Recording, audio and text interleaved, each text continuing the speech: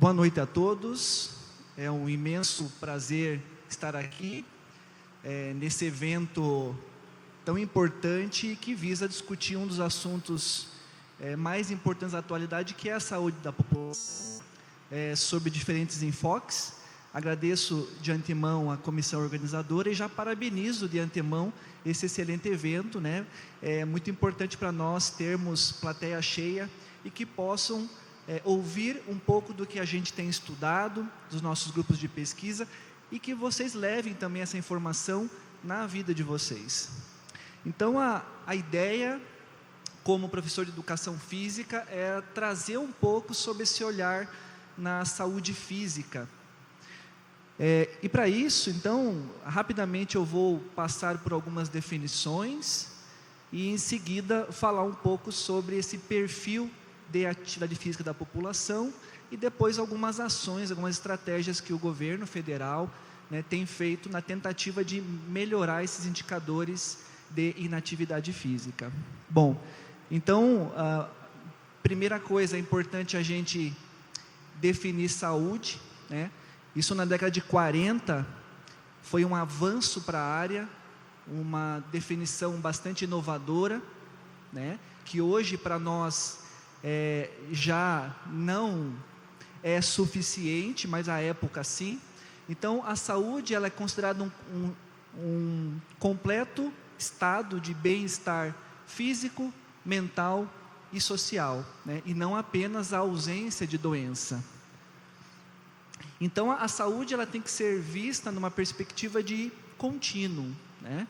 Na qual eu tenho dois polos, um polo negativo à direita e um polo positivo à esquerda, né? Então eu vou me direcionando para um ou outro polo de acordo com os meus comportamentos, né? Então, quando eu tenho comportamentos positivos, eu me aproximo mais do polo da saúde, do bem-estar. Quando eu tenho comportamentos negativos ou comportamentos de risco, eu vou me direcionando para o polo oposto, no polo que nós temos a doença e a morte. Então nós estamos ao longo da vida nesse contínuo, se direcionando de acordo com os nossos comportamentos. E se nós olharmos a redução da mortalidade, ao longo dos anos, nós tivemos um grande declínio da mortalidade populacional, num primeiro momento, principalmente pelas melhoras no ambiente, especialmente no saneamento básico, né, nas condições de vida da população. Isso já deu uma expectativa de vida maior e uma redução de mortalidade. Em seguida, o avanço da medicina, na redução das doenças, especialmente as doenças infecto-contagiosas, que foram reduzidas, e a gente teve aí um declínio significativo também dessa mortalidade. E agora nós estamos nessa fase, que é a fase do estilo de vida, na qual parte da redução dessa mortalidade se deve muito mais ao nosso estilo de vida do que dessas outras condições anteriores, né? E é por isso que a gente observa aqui uma estagnação e um pequeno declínio, né? Ou seja, depende dos comportamentos das pessoas, depende de mudanças comportamentais, e isso é muito complexo, isso é muito difícil, né? Depende de escolhas individuais.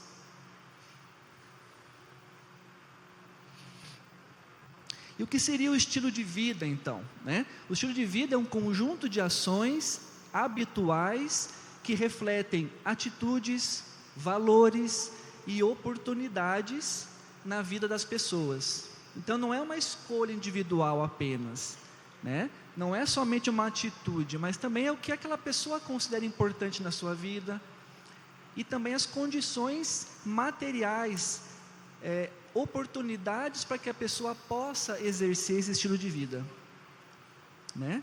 Então eu não posso culpabilizar o indivíduo por uma escolha apenas, mas também a sociedade pelo que ela valoriza e o que ela oportuniza para que essa pessoa possa ter um estilo de vida né? Especialmente o estilo de vida mais saudável. E aqui nós temos alguns elementos que compõem esse estilo de vida saudável, como por exemplo, fazer exercícios regulares, uma dieta saudável, evitar o tabagismo, gerenciar o estresse, ter relações saudáveis, ter uma noite de sono adequada. Então esse estilo de vida permite uma condição de saúde melhor. À medida que eu melhoro um ou mais desses componentes do estilo de vida, eu me direciono para aquele polo positivo que eu mostrei anteriormente. Bom, e nessa perspectiva da fala de hoje, né, como que está a nossa saúde física?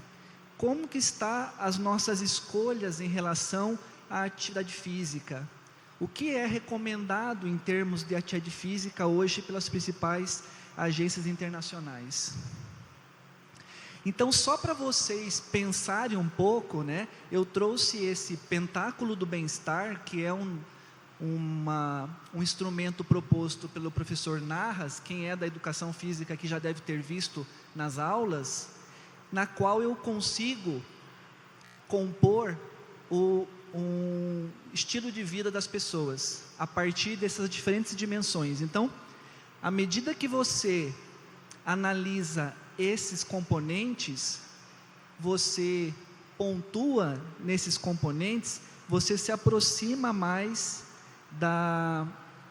das pontas dessa estrela, né? Então vejam, por exemplo, a atividade física. Então você realiza pelo menos 30 minutos de atividade física por semana, né? Aí você vai classificar como não, às vezes, quase sempre ou sempre. À medida que você aumenta a frequência desse comportamento, você se aproxima mais da ponta desse pentáculo, né? E aí quer dizer que você está atendendo aquele fator de estilo de vida. Qual desses vocês preencheriam? Qual desses vocês conseguiriam completar? Será que esse pentáculo de vocês já está bem colorido, bem completo, ou tem pontas que estão incompletas, né? Então quem tiver interesse em conhecer, é muito fácil de encontrar esse pentáculo do bem-estar na internet. Em relação à atividade física, então, o que seria a atividade física? Muitas pessoas confundem, muitas pessoas acham que eu preciso ir para a academia, que eu preciso praticar um esporte, mas a atividade física ela é muito mais ampla do que isso, né? Então a atividade física ela é qualquer movimento corporal que eleve o gasto energético de repouso.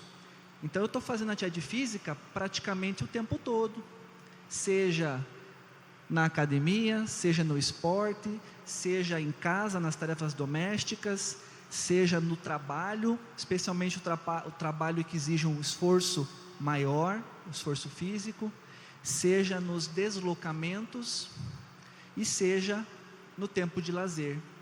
Então os domínios da atividade física, eles são muito mais abrangentes do que somente a academia ou o espaço esportivo.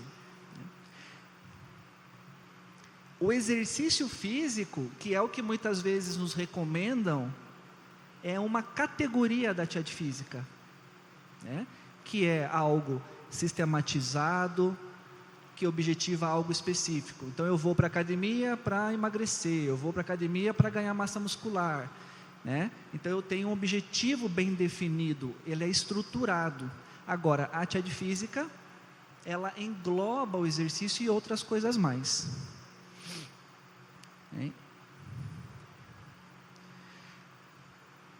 E o comportamento sedentário, o que é? Esse é um termo mais novo e que eu trouxe para vocês, para que vocês pensem a respeito. Então, o comportamento sedentário é aquele tempo despendido em atividades de baixa intensidade, em geral na posição sentada, deitada ou reclinada, que eu faço durante o período acordado. Por exemplo, aqui, né? Vocês estão em comportamento sedentário. Alguns foram para a academia, alguns vieram caminhando, mas agora todos estão sentados. Então, estar sentado, você está em comportamento sedentário. Hoje nós passamos horas em comportamento sedentário, especialmente pelas demandas do trabalho, pelas demandas da universidade, inclusive nas demandas do lazer, né? Hoje, com as redes sociais, com as telinhas, a gente passa muito mais tempo sentado. E isso em diferentes domínios, seja em casa, no lazer, seja no trabalho, né, seja no transporte. Então, os mesmos domínios que eu mostrei lá da atividade física, a gente também passa no domínio, esses diferentes domínios do comportamento sedentário. Então, esse comportamento, ele tem sido muito estudado ultimamente, e tentado, e evitado principalmente, né? E isso graças a evidências mais recentes. Então, por exemplo, esse pesquisador, ele mostrou que o tempo sentado estava associado com mortalidade por todas as causas, mortalidade cardiovascular e alguns tipos de câncer. Então, ele pesquisou uma série de indivíduos e ele encontrou que você passar 3/4 ou a maior parte do tempo sentado aumenta o risco de mortalidade. Isso independente de outras atividades que você faça, né? Então, a partir dessas evidências, começou-se a olhar para o tempo que as pessoas passam sentado também, na tentativa de minimizar esse novo fator de risco, que é o tempo sentado.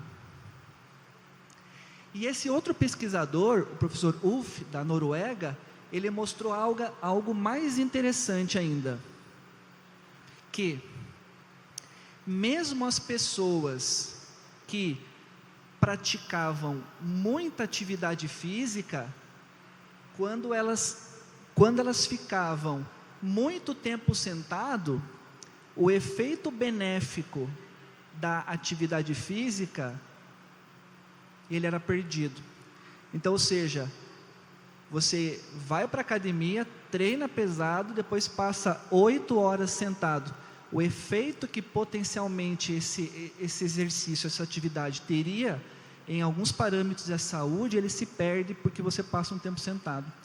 Então, para você conseguir neutralizar o efeito deletério de muito tempo sentado, você precisaria de muita atividade física, né?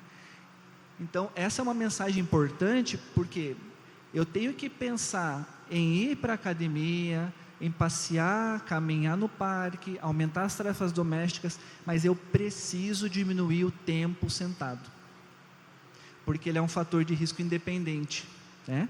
Então, mesmo que eu cumpra a quantidade de atividade física, quando eu passo muito tempo sentado, eu perco o efeito, né? E isso ligou um sinal de alerta dos pesquisadores em relação às orientações populacionais em relação à atividade física. E o mais assustador é que, se a gente olha os dados ao longo das décadas, a gente diminuiu a atividade física do lazer, no trabalho, nos deslocamentos, e aumentou o tempo sentado. Então, a gente fez exatamente o caminho inverso, né? Então, a gente reduziu a quantidade de atividade física total e a gente aumentou o tempo sentado, né? E isso explica, ou isso ajuda a explicar o aumento, né, das doenças crônico-degenerativas, a obesidade, diabetes, hipertensão, doenças que estão associadas também à inatividade física. E aqui um dado alarmante. Então, quando a gente olha a atividade física da população, nós vemos que no Brasil, então, quanto mais vermelho, mais próximo do vermelho, maior é a prevalência de inatividade física, ou seja, as pessoas não cumprem a quantidade de atividade física recomendada, que seria em torno aqui de 150 minutos por semana de atividade física, 30 minutos por dia, não é quase nada, né? Então, no Brasil, nós já passamos 50% da população que não atende à recomendação, ou seja, mais da metade da população.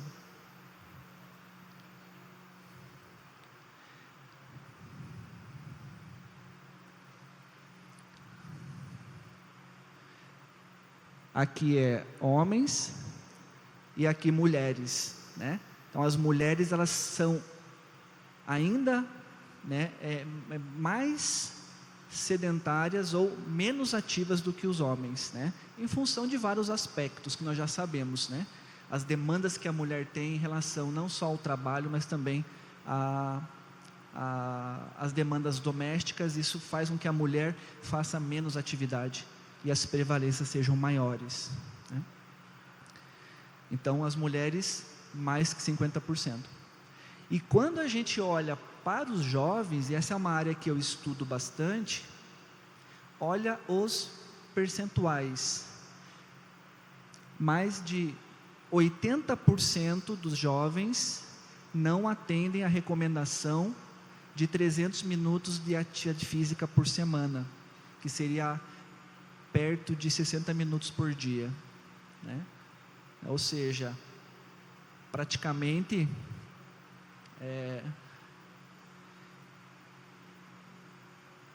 um quarto, né, dos jovens não pratica ou é fisicamente ativo, né? E isso é preocupante por quê? Porque a inatividade física, ela é considerada um fator de risco para mortalidade. Se nós olharmos esse gráfico, nós vemos que o principal fator de risco de mortalidade de doenças crônicas é a pressão arterial aumentada, né? Então, muito se investe para tratar a pressão arterial. Mas o segundo colocado é o tabaco, terceiro, a glicose elevada, e quarto fator, a inatividade física, né? E quanto se investe em aumentar a atividade física? O Guilherme falou em medicalização, né? Se você investe em reduzir a inatividade física, você reduz o quarto fator de risco. E considerando que a quantidade de pessoas que não faz atividade física, que eu mostrei no slide anterior, que ultrapassa 50%, a carga global da inatividade física como responsável por mortalidade é muito maior que hipertensão, pressão arterial, que tabaco e que glicose, né? Ou seja, é um fator de risco que precisa ser atacado, né? Essa luta do título, ela precisa ser travada em relação à inatividade física. Tanto é que diversas iniciativas têm sido realizadas, como por exemplo, Exercise Medicine, tentando fazer o paralelo com a medicação, com a medicina, né? Então o exercício é remédio, entre aspas, tá? Porque o exercício, ele vai proteger contra diversas doenças, né? Sem efeito colateral. O exercício tem efeito pleiotrópico, que a medicação não necessariamente tem, né? O exercício, além de emagrecer, ele melhora a aptidão aeróbia, ele melhora a força muscular, melhora o humor, traz muitos benefícios para além daquele que você faz a atividade, né? E você precisa começar cada vez mais cedo, né? Então a recomendação hoje é que as crianças já se exercitem 3 horas por dia. A gente sabe que a criança fica o tempo todo em movimento. O pai e a mãe que vai lá e diminui a atividade física para acalmar a criança, para que a gente possa descansar, porque a criança ela é disposta para o movimento. Mas na verdade a gente tem que começar antes ainda, né? A atividade física na gestação, porque isso vai trazer benefícios, né? Eu até brinco, talvez antes de engravidar, né? Ou seja, você já prepara as condições para os genes também já serem mais ativos, né? Então, o que se recomenda hoje? Então, hoje, em termos de atividade física, o que a população precisa fazer? A OMS publicou o primeiro guia mundial em 2010, recomendando que jovens deveriam fazer pelo menos 60 minutos de atividade física de intensidade moderada vigorosa por dia. Adultos, pelo menos 150 minutos de moderada por semana, ou 3 vezes 50 minutos, ou 5 vezes de 30 minutos, ou 75 minutos de atividade física vigorosa, com muito esforço, né? 25 minutos, 3 vezes por semana, por exemplo. Idosos também deveriam fazer pelo menos 150. Então, olha que fácil, né? Então, é a pessoa caminhar, fazer tarefas domésticas, ir para a academia, pelo menos 30 minutos todos os dias, ou 50 minutos, 13 por semana. Essa é a recomendação mínima, e as pessoas não atendem ainda, né? O grande parte da população não atende. E aí, mas como que eles chegaram nesse número mágico, né?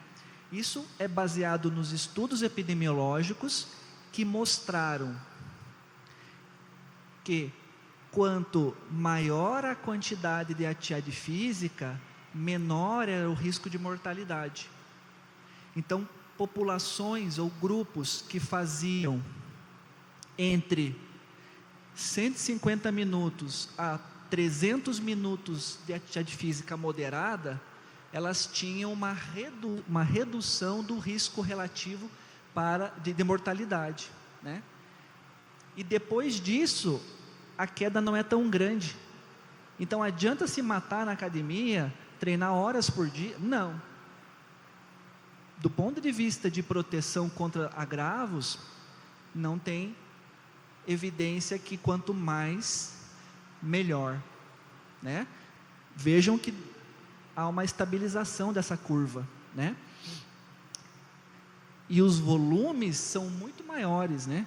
É muito mais fácil uma pessoa fazer 30 minutos por dia do que fazer 1h30, 2, 3 pessoas não têm esse tempo, né? Então, a partir dessa evidência que se estabeleceu que 150 seria ali um número que traria benefícios, né, ou proteção importante.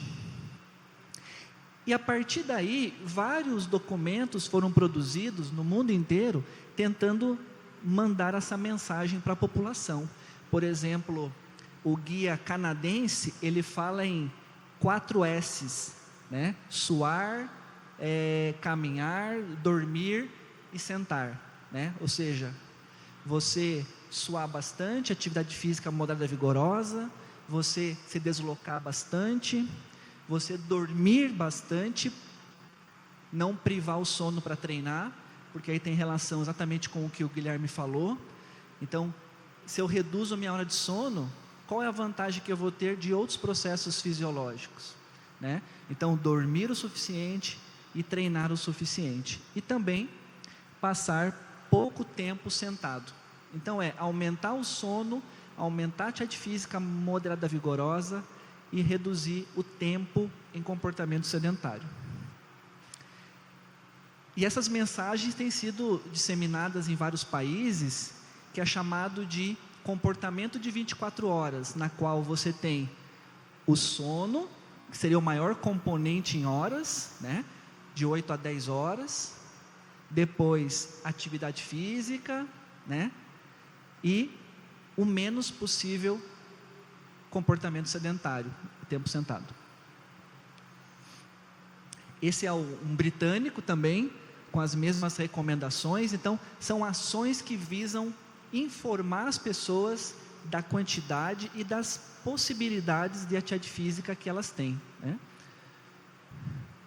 Em 2020, a OMS produziu um novo documento, recomendando essa quantidade de atividade física, 60 minutos para crianças, de 150 a 300 minutos para adultos, e 150 a 300 minutos para idosos. E fortemente recomendando a redução de comportamento sedentário, que é o que está em vermelhinho ali, né? Ou seja, o comportamento sedentário como um alvo importante a ser combatido, né? Reduzido.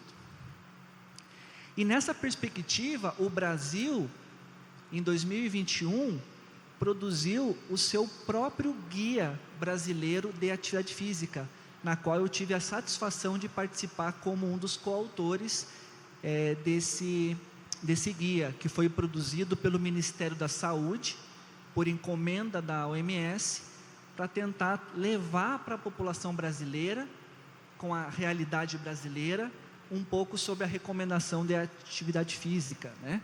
Então nós produzimos esse documento, ele está disponível na página do Ministério, tá? Em várias línguas, em vários formatos, inclusive audiobook, para que isso chegue na unidade de saúde, para que chegue na escola, para que chegue nas universidades. Então, nesse documento a gente vai orientar a quantidade de atividade física para criança até 5 anos, para crianças de 6 a adolescentes de 17 anos, para adultos, idosos, gestantes, deficientes, né, e outros grupos específicos. Então, esse é um avanço, né, porque a pasta do Ministério da Saúde comprou a ideia, financiou o projeto, foram 70 pesquisadores do Brasil inteiro que se debruçaram por praticamente um ano para entender a realidade brasileira e para poder fazer esse material, né, que já está disponível. E por fim, para a gente finalizar, mostrar um pouco que a saúde física e principalmente a atividade física, ela não é apenas uma decisão individual, né? Ela depende de uma série de outros fatores socioambientais, né, que a gente tem que levar em consideração. E esse documento, esse plano de ação global para a atividade física da OMS, que prevê aí de 2018 a 2030, ele é muito interessante porque ele prevê a criação de sociedades ativas, né? Então, primeiro, pensar nas mudanças das normas e atitudes sociais, criar uma mudança de paradigma em toda a sociedade, aumentando o conhecimento, a compreensão e a valorização dos múltiplos benefícios da atividade física, né? E o guia, ele já é um elemento para isso, né? Tentar levar esse conhecimento para mudar a cabeça dos gestores e dos legisladores, né? Segundo, criar ambientes ativos, né? Criar e manter ambientes que promovam e salvaguardem os direitos de todas as pessoas e de todas as idades, permitindo o acesso equitativo a lugares e espaços seguros nas suas cidades e comunidades para praticar atividade física, né? Não basta querer, você tem que ter o espaço, a infraestrutura para isso. Então, criar cidades mais ativas. Terceiro, criar pessoas ativas, programas e oportunidades, criar e promover acesso a oportunidades e programas em diversos contextos para apoiar pessoas de todas as idades e capacidades a se envolverem em atividade física, individual, comunitária, familiar, né? Ou seja, criar essas condições para que as comunidades consigam, né, atender, não é só ter espaço, é ter programa, é ter profissional trabalhando, infraestrutura, né, condições de acesso. E por fim, criar sistemas ativos, né, que é a governança e facilitadores da ação política. Criar e fortalecer a liderança, a governança, parcerias multissetoriais, como foi o próprio guia, que foi uma parceria entre o Ministério da Saúde e o Ministério da Educação, para a capacitação dos profissionais, a advocacia e sistemas de informação entre setores para alcançar a excelência na mobilização de recursos e implementação de ações coordenadas, internacionais, nacionais e locais, para aumentar a atividade física e reduzir o comportamento sedentário, né?